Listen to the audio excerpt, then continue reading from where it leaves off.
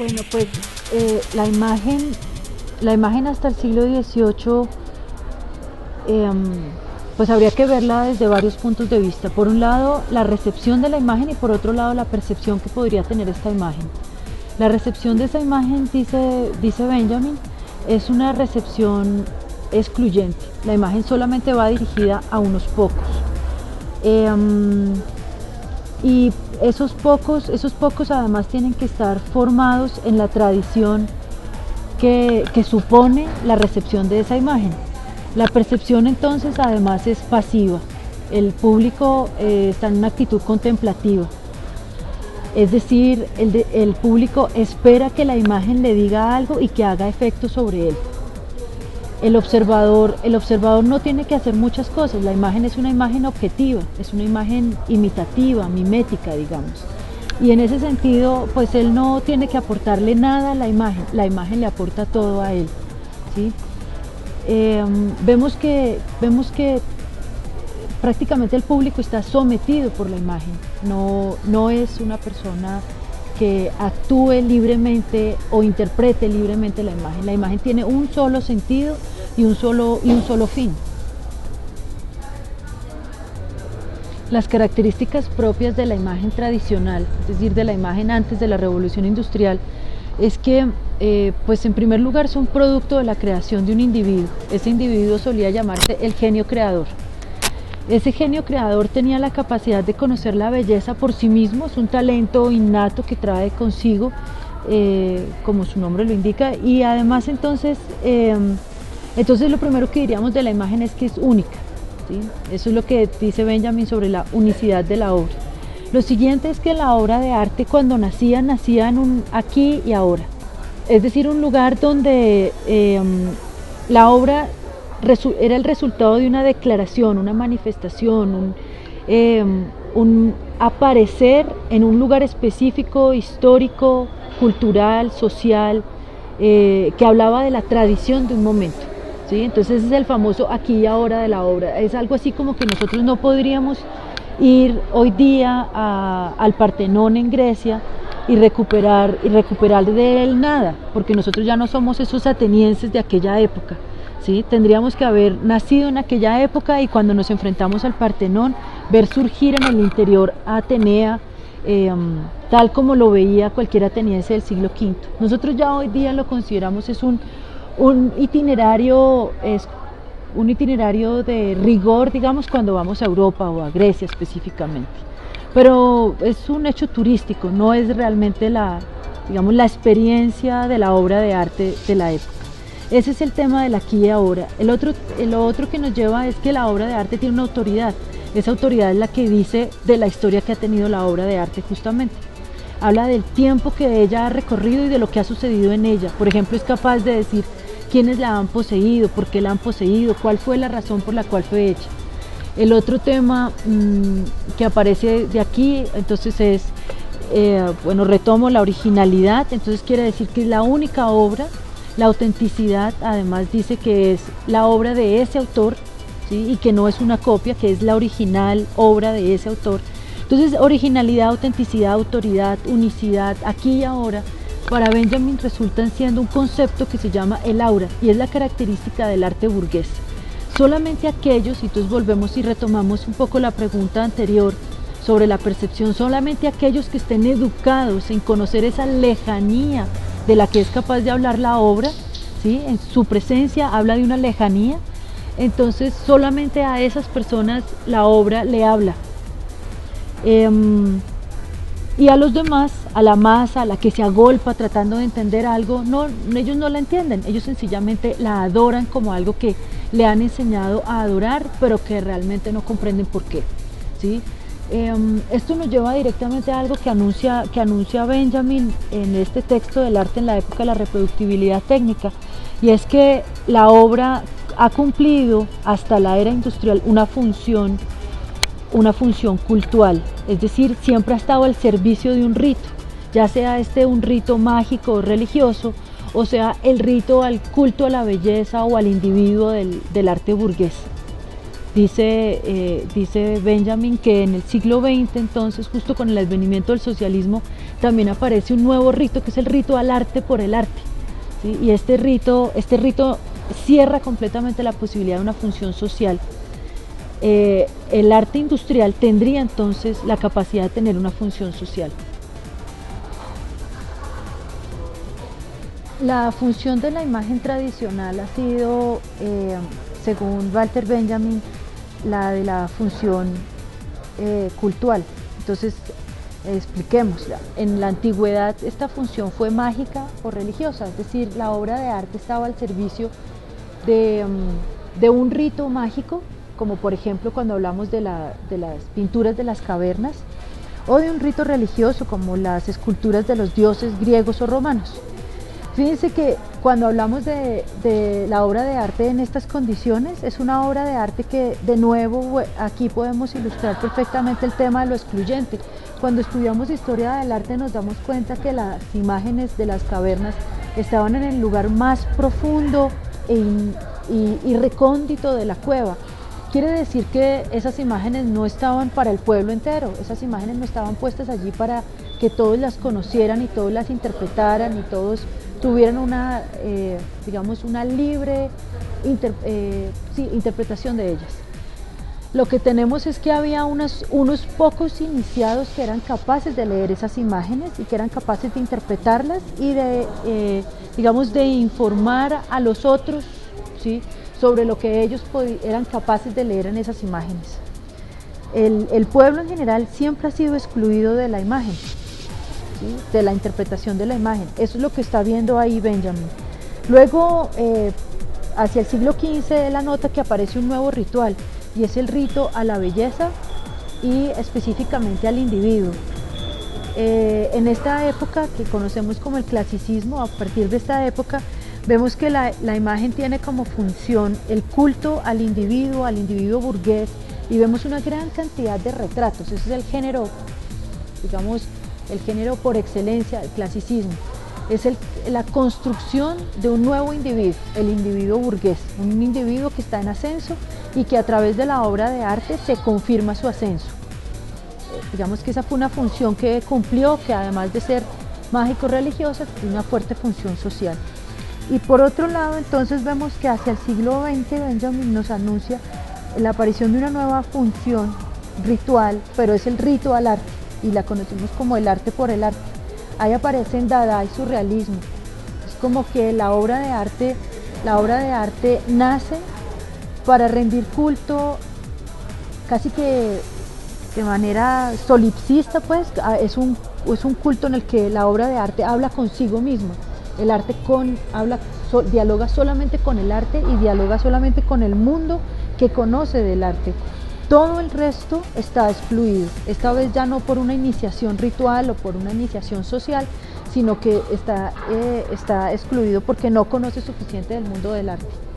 En los tres casos que hemos visto, desde el comienzo de la humanidad hasta el siglo XX, Walter Benjamin nos anuncia que la obra de arte siempre ha sido excluyente. Su función ha sido la de legitimar unos pocos, ya sea la religión, el poder político o el poder del arte de unos pocos.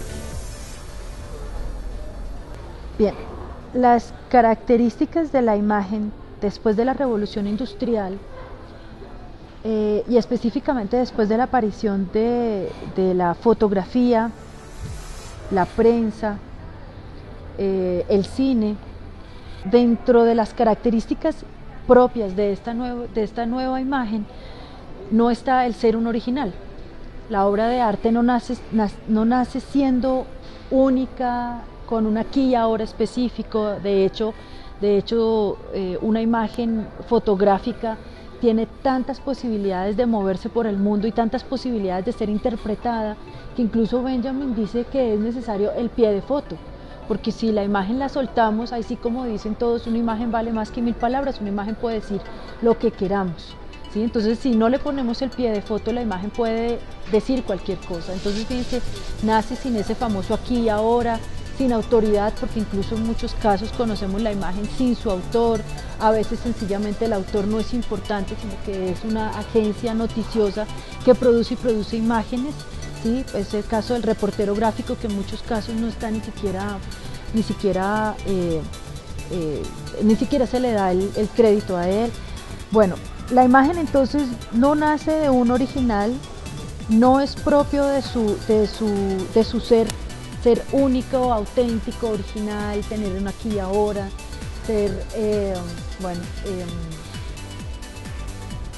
su unicidad tampoco, sino que la imagen es propio de sí misma, ser reproducible. Eso es lo más importante de la imagen del siglo XX.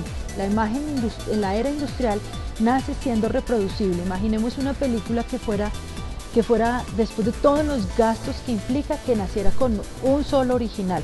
Esa película nunca recobraría, entre otras razones, esa película nunca recobraría los gastos que implicó hacerla.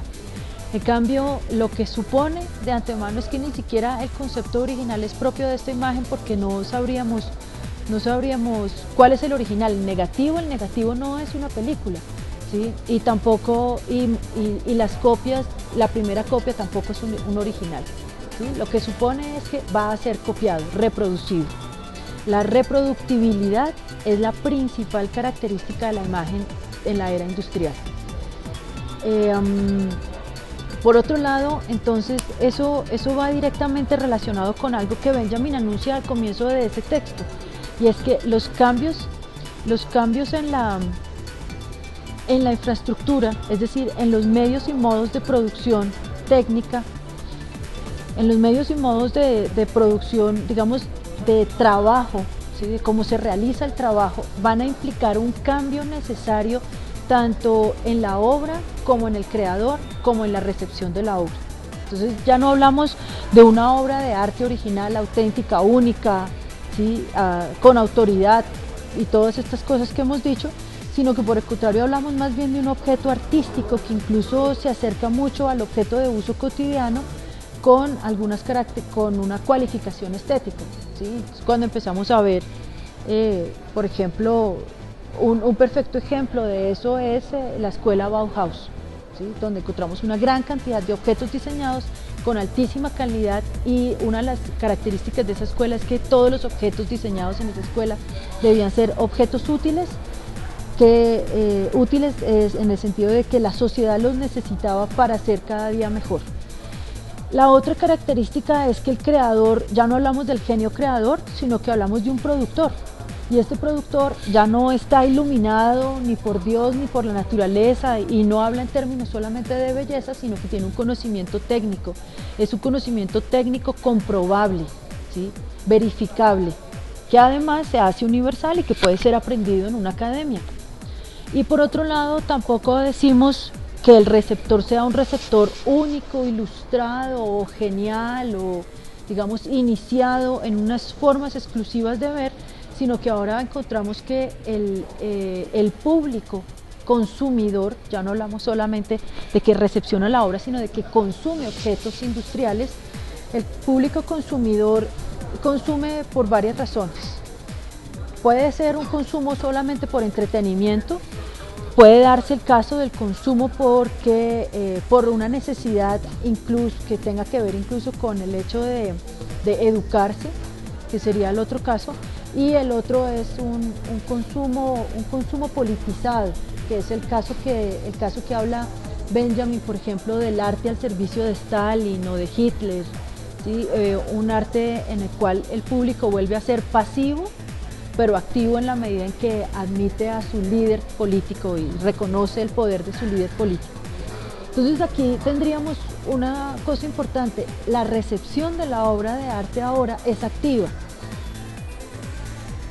Es decir, el público, que ya no lo vamos a llamar espectador porque no está a la espera, no debería estar a la espera de algo, sino que es un co-creador, ¿sí? Él pone en funcionamiento la obra, en la medida en que comienza a entenderla, la pone en funcionamiento, ¿sí? Ya no es un personaje pasivo que espera que la obra le diga algo, sino que él mismo entra a interpretar esa obra. Es muy distinto y no tiene que tener ningún conocimiento, porque la obra en la era industrial tiende a tener personajes cotidianos. Es decir, por ejemplo, el personaje de la foto, de la reportería gráfica, yo lo reconozco como un igual a mí, ¿sí? Y yo sencillamente digo, hola, este tipo se cayó en la mitad de la calle, ya lo comprendo, ¿sí? Ya empiezo a comprender lo que está pasando y leo además lo que está dicho allí debajo y entonces comprendo perfectamente de lo que me están hablando. Lo mismo sucede con el cine, ¿sí? Los personajes del cine son personajes de la vida cotidiana. Digamos que ya no, el actor ya no representa un papel, sino que se presenta a sí mismo y en esa medida el público, observador, co-creador, se comprende a sí mismo en ese, digamos, papel o en esa presentación que está haciendo la obra. El público entonces es crítico también y puede decir, dependiendo de la calidad de su experiencia estética, puede decir me gusta o no me gusta, o ese es un buen actor o es un mal actor, o qué bien escrito está ese artículo, esa crónica, o puede decir qué buena foto, qué luz tan chévere, cualquier cosa de estas. El público de la era industrial es un público que está en capacidad de hablar, de tener una actitud crítica e incluso lo que espera Benjamin es que tenga una actitud revolucionaria, porque el punto estaría en que hay una nueva función para la obra de arte en la época de la reproductibilidad técnica y esa función tiene justamente que ver con una función política. ¿Sí? Miren, la función de la imagen después de la era de la revolución industrial, es decir, la imagen reproducible, pues según Benjamin podría tener tres funciones.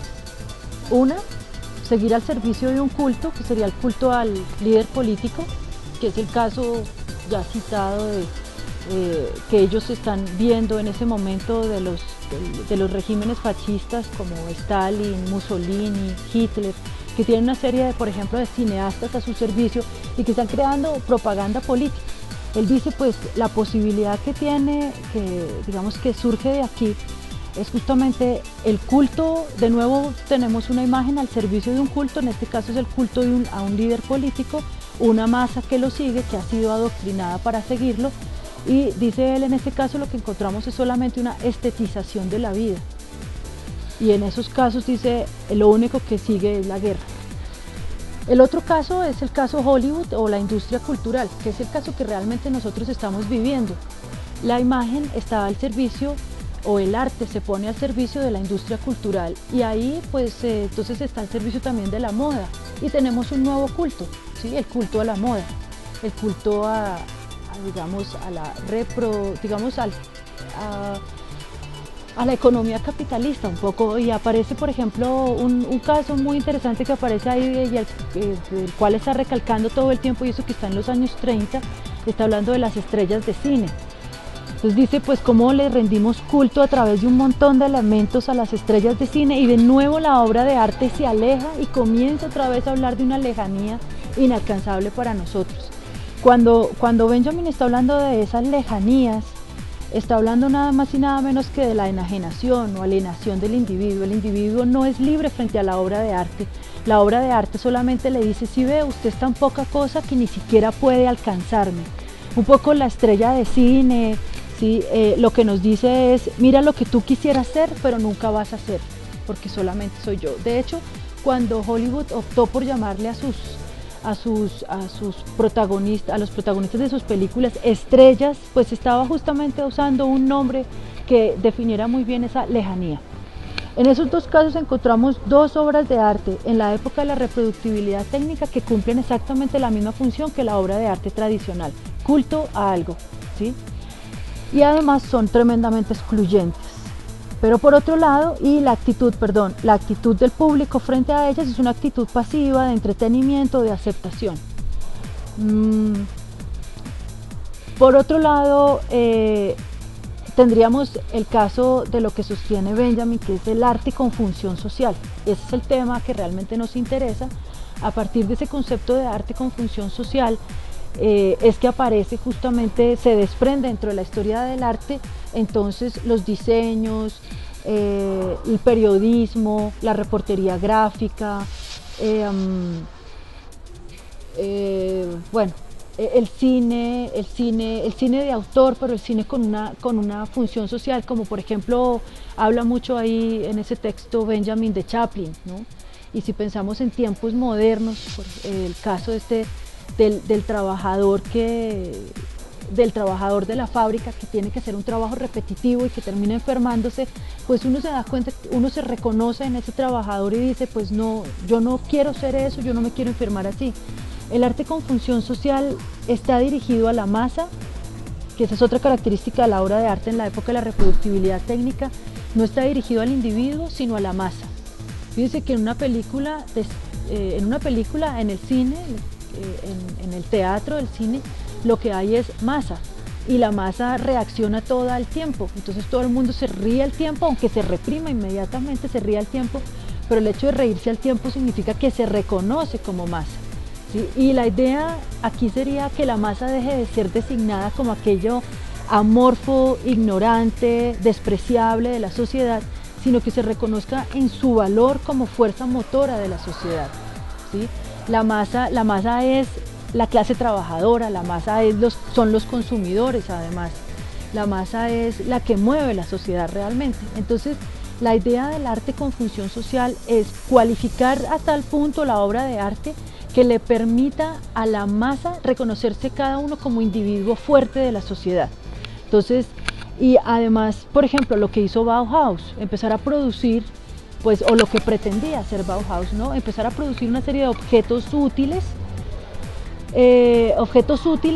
para que cualificaran la vida del individuo clase media, normalito de la sociedad, con el fin de que tuviéramos la posibilidad de una vida más democrática. Es decir, por ejemplo, cuando pensamos en objetos sin ornamentos, de procesos realizados a partir de procesos industriales, con materiales industriales, pues eso supondrá que se bajan los costos y que además todos podremos consumir lo mismo.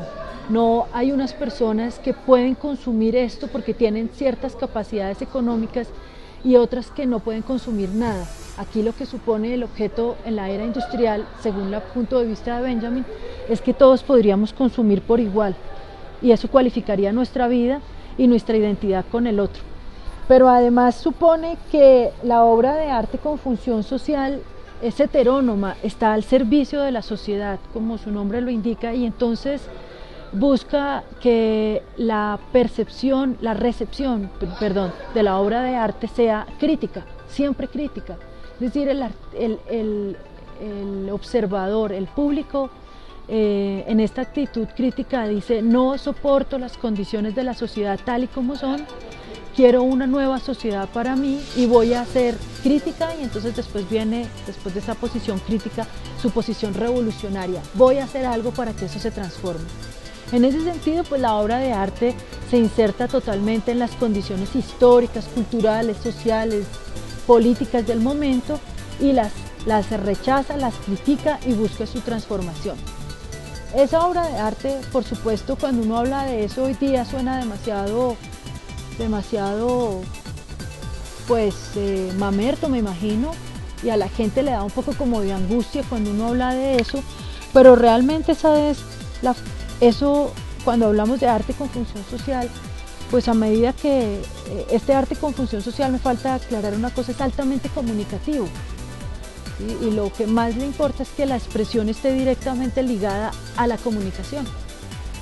Entonces, la masa no está excluida y el público en general no está excluido. Aquí tendríamos que ver que todos los diseños, la televisión, el video para televisión, la publicidad, los mismos comunicadores pues están insertos dentro de esto que se llama arte con función social. Se separaron entonces el mundo del arte y el mundo de las artes aplicadas para la comunicación de masas, digamos. Y eso es lo que hoy día pues estudiamos en las universidades bajo esos nombres, ¿no? Realización de audiovisuales, ¿no? Demás. Pues me parece que uno podría citar un poco esta canción de Héctor Lavoe, decir, tu amor es un periódico de ayer, precisamente porque la imagen después de la revolución industrial y en general lo que llamaríamos la obra de arte, que ya no deberíamos llamarla así porque ha perdido todo su valor sagrado, los objetos artísticos de la revolución industrial son objetos que no nacen dentro de un aquí y ahora, que no necesariamente están referidos a su autor ni a las condiciones de creación sociales, políticas específicas del momento, sino que además pueden ser continuamente manipuladas, resignificadas, reorientadas. Un poco como diría Dante, usted puede sacar una imagen, recortar una imagen de un periódico y llevarla, copy-paste, ¿cierto? Y llevarla a otro lado y hacerla decir otras cosas. Es que, digamos, la capacidad que tenemos hoy día de manipular a través de una serie de medios técnicos nuevos, ágiles, que además están en continua innovación y transformación, la capacidad que tenemos hoy día para transformar las imágenes es muy alta y es altamente asequible. Digamos que Benjamin dice que la imagen se nos ha acercado, distinto a la imagen tradicional, la imagen antes de la revolución industrial. La imagen hablaba de una lejanía irrepetible, ¿cierto? Como dice él a propósito de otros filósofos que hablan así de la obra de arte. Pues aquí lo que vamos a encontrar es que la imagen viene a nuestro encuentro, ¿sí? Es lo que hablábamos, por ejemplo, el público que paga la entrada al Museo del Louvre y se dirige inmediatamente a la Gioconda de Leonardo da Vinci, sin tener en cuenta nada de lo que está alrededor, que son también los grandes maestros de la historia del arte. El público va allí y se agolpa frente a este cuadro pequeñito con un montón de vidrios antirreflectivos y todo el mundo toma fotos y realmente nadie la ve, porque la recepción de estas obras no es para la masa sino para el individuo. El único lugar que tenemos para ver una imagen de esas es en la sala de la casa, si tenemos una buena reproducción fotográfica donde se ha, digamos, ampliado tanto que podemos ver justamente los detalles del esfumato y todo eso, que es lo que tendría que verse. Pero frente al original, el original siempre rechazará la cercanía nuestra, mientras que las reproducciones fotográficas que se hagan de la Mona Lisa, como se le conoce popularmente, pues en cambio esas son altamente manipulables, ¿no? De eso vemos reproducciones todo el tiempo, la gente hace caricaturas, se acerca a ella, la gente, ahora nosotros nos acercamos a la obra como nos plazca, ¿sí? No necesariamente guiados por un solo modo de ver, como fue el modo de ver tradicional. Hay que pensar también que la técnica de creación también se transformó en el sentido de que antes pues había que estudiar durante muchos años al lado de un gran maestro y aprender a mezclar los pigmentos y molerlos, mezclarlos, la debida cantidad de aceites y bueno, todas estas cosas, y luego cómo utilizar los instrumentos y llevarlo al lienzo, y todo esto era una técnica muy demorada incluso de aprender. Y lo que encontramos ahora, según lo que me cuentan, es que uno podría estudiar un software en menos de 12 horas. Quiere decir que uno se puede volver un experto manejando imágenes y manipulando imágenes a su gusto y según sus búsquedas en menos de 12 horas. Y quiere decir que además tú no tienes que ser el genio maduro que conoce sobre la belleza y todo esto, sino una persona que conoce sobre los términos técnicos como debe ser manejada esa imagen. Entonces quiere decir que podrías incluso tener 12 años, ¿sí? Ya no es necesario ser reconocido históricamente tampoco. Tú puedes tener 12 años, manipular una serie de imágenes que queden fantásticas y colgarlas en la red y ya el objetivo ha sido cumplido.